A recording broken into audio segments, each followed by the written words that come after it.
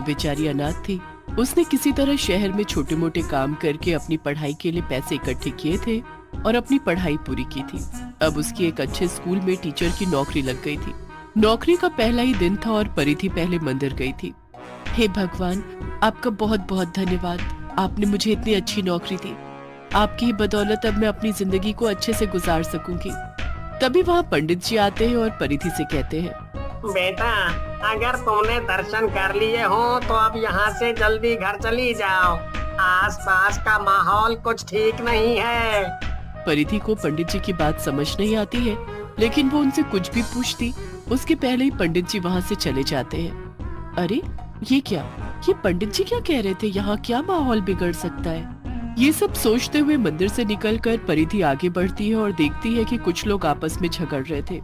परिधि अपने पास में ही खड़ी एक औरत से पूछती है, ये क्या हो रहा है? भला ये लोग ऐसे झगड़ क्यों रहे हैं? अरे ये लोग हमारे इलाके के मंत्री के आदमी हैं और अपने आपसी झगड़े के कारण उन्होंने पूरी सड़क ब्लॉक कर रखी है और यहाँ से किसी का भी निकल पाना बहुत मुश्किल है। इन लोगों का तो ये रोज का नाटक हो गया है। परिधि उस भीड़ से निकलने की कोशिश करती है, मगर तभी उन लोगों का झगड़ा एक बड़े दंगे में बदल जाता है और वहाँ भगदड़ मच जाती है। भागो, भागो, भागो! अरे ये क्या हो रहा है? तभी पीछे से एक गाड़ी आती है और उसके ऊपर से चलकर चली जाती है। परिधि की मौत हो जाती है और वो एक चुड़ैल बन जाती है। अरे नहीं, ये सब क्या हो गया? आज से तो मैं अपनी जिंदगी की एक नई शुरुआत करने जा रही थी और आज ही मेरी जिंदगी खत्म हो गई। परिधि वहीं बैठकर बहुत देर तक रोती रहती है। तभी उसके आसपास कई और भूत और चुड़ैले आ जाते हैं। तुम सब कौन हो? हम भी तुम्हारी तरह इन दंगों की वजह से मारे गए और ये सारी की सारी गलती उस मंत्री की है। इसने ये दंगे करवाए। अगर उसने ये सब होने से रोक दिया होता तो हम आज जिंदा होते। परिधि को ये सब सुनकर बहुत गुस्सा आता है। मैं उस मंत्री को छोड़ने नहीं वाली।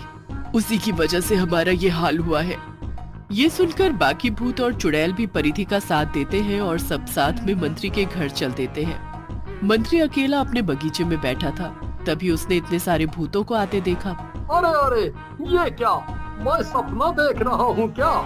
ये सब क्या हो रहा है?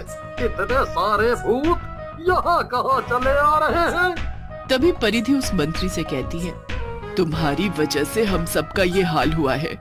तुमने जो दंगे करवाए उसके कारण हमारी जान चली गई। अच्छा, मगर अब तुम सब मुझसे क्या चाहते हो? हम सबसे माफी मांगो और साथ ही हम में से जिस किसी का भी परिवार है उसे भरपाई करो। क्या? माफी, और वो भी भूत और चुड़ैलों से? मरने के बाद भी तुझे अकल नहीं आई? यारी चुड़ैल, मैं भला तुम सबसे माफी क्यों मांगने लगा? सारे भूत मंत्री का ये बर्ताव देखकर दंग रह जाते हैं। वो किसी से भी डर नहीं रहा था, बल्कि उनके ऊपर हंस रहा था। मैं बहुत राजनीति करके यहाँ तक पहुँचा हूँ और तुम्हारे जैसे भूतों से तो मेरा कई बार सामना हुआ है। तुम्हें क्या लगता है तुम पहले हो जिनकी जान मेरी वजह से गई है? चलो भागो यहाँ से, इसके पहले मैं कोई तांत्रिक बुलवा के तुम सबको बोतल में कैद करवा दूं। सारे भूत वहाँ से डर के मारे भाग जाते हैं, मगर परिधि को बहुत गुस्सा आता है। इस मंत्री ने ना तो अपनी गलती मानी और ना ही हमसे माफी मांगी। इसे बहुत घमंड है ना इसकी कुर्सी और ताकत का। अब मैं इससे वही छीन लूंगी, तब जाकर उसे एहसास होगा कि इसने क्या किया है। ये मंत्री बहुत चालाक मालूम होता है। इससे सीधा नहीं भिड़ सकती हूँ मैं। पहले मुझे इस पर अच्छे से नजर रखनी पड़ेगी और तभी मैं समझ पाऊंगी कि इस पर कब और कैसे हमला करना है। इसके बाद अगले ही दिन से परिधि छुप छुप कर मंत्री पर नजर रख रही थी और सही मौके की तलाश में थी। फिर एक दिन उसे ये मौका मिल जाता है। मंत्री देर रात को अकेले अपने बगीचे में टहल रहा था। परिधि तुरंत जाती है और उसके शरीर में घुस जाती है। अब चखाऊंगी मैं इस मंत्री के बच्चे को मजा। अब मंत्री ये नहीं बल्कि मैं हूँ। अगली सुबह चुड़ैल मंत्री अपने काम पर जाने के लिए एकदम तैयार थी। उसकी आंखें एकदम लाल थी। तभी मंत्री का सेक्रेटरी वहाँ आता है। अरे सर, ये क्या हुआ? आपका चेहरा ऐसा क्यों लग रहा है? क्या आप कल रात को ठीक से सोए नहीं? हाँ हाँ, मुझे ज्यादा अच्छी नींद नहीं आई, इसीलिए मेरी आंखें जरा सी लाल हैं। खैर, तुम इस सब पे ध्यान मत दो और चलो काम पे। अरे सर, ऐसा क्यों? कल तो आप बहुत खुश थे। आखिर इतने समय से आपको जिस मौके का इंतजार था वो आ ही। आज कैबिनेट मंत्री से आपकी मीटिंग फिक्स हो गई है।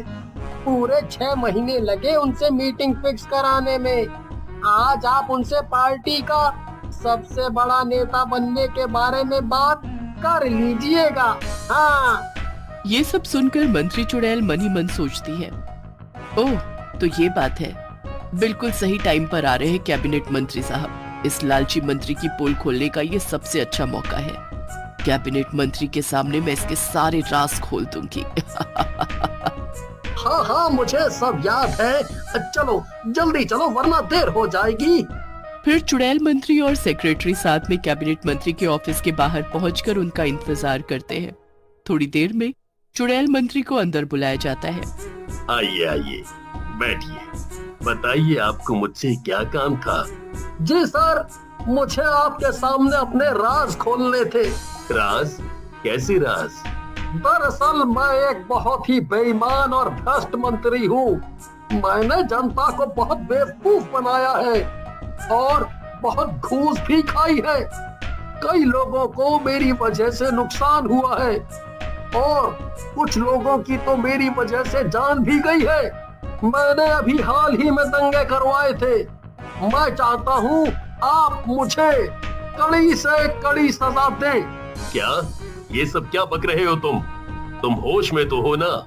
कहीं तुम्हारा दिमाग तो खराब नहीं हो गया है? जी मैं अपने पूरे होश में हूँ और आपको सब बताना चाहता हूँ ताकि आप मुझे मेरे कर्मों की सजा दिलवा सके। कैबिनेट मंत्री को ये सब सुनकर बहुत गुस्सा आता है और वो तुरंत पुलिस को वहाँ बुला लेते हैं। मुझे नहीं पता कि तुम ये सब क्यों बोल रहे हो, लेकिन इस पूरे मामले की अब जांच होगी और ये जानना बहुत जरूरी है कि इसमें कितना सच है। जी जी बिल्कुल, यही तो मैं चाहता हूँ। पुलिस चुड़ैल मंत्री को पकड़कर ले जा रही थी कि तभी वहाँ बहुत सारे मीडिया के लोग भी आ जाते हैं। तो देखिए दोस्तों, इतिहास में ऐसा पहली बार हुआ है कि एक भ्रष्ट मंत्री ने खुद अपने सारे जुर्म कबूले हो। तो बताइए सर, आपको कैसा लग रहा है? अब आप जेल जाने वाले हैं। जी, मुझे मेरे सारे पापों की सजा मिल रही है। मैंने लोगों को बहुत सताया है, इसीलिए अब मैं खुद अपने आप को कानून को सौंप रहा हूँ। शायद ऐसा करने से मेरे कुछ पाप कम हो जाएं। तभी वहाँ बहुत सारी भीड़ इकट्ठी हो जाती है और उन्हें देखकर चुड़ैल मंत्री को एक आइडिया आता है।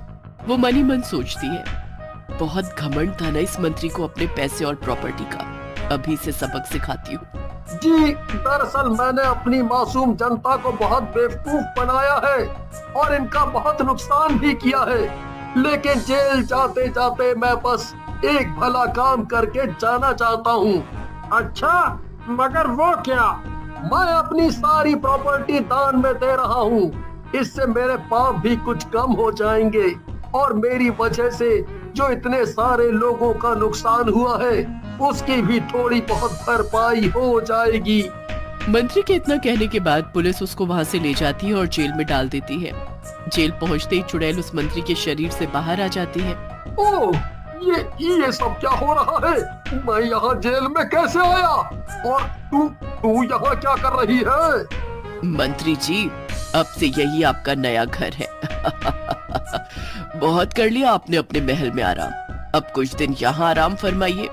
मंत्री को कुछ भी समझ नहीं आता, मगर परिधि उसे सब बताती है कि कैसे उसके शरीर में घुसकर उसने अपनी और अपने साथ कई और लोगों की मौत का बदला ले लिया।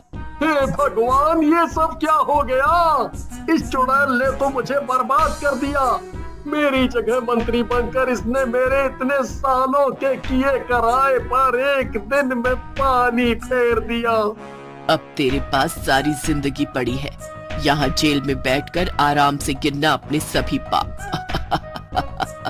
नहीं, ऐसा मत कहो, मुझे यहाँ से बाहर निकालो।